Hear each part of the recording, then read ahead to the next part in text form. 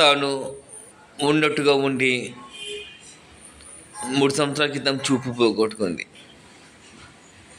తను చూపు పోయినాక తాను ఎందుకు అనుకొని భర్త 2 పిల్లలతో సహా తనకు ఒంటరిగా వదిలిపెట్టి వెళ్ళిపోయాడు.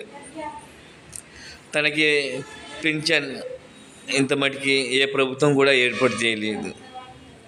దయచేసి ఇలాంటి దివ్యాంగులకి పింఛన్ ఏర్పాటు చేయండి. ఇప్పుడు తాను మన దగ్గర నుంచి ఒకే సహాయం కోరుతుంది.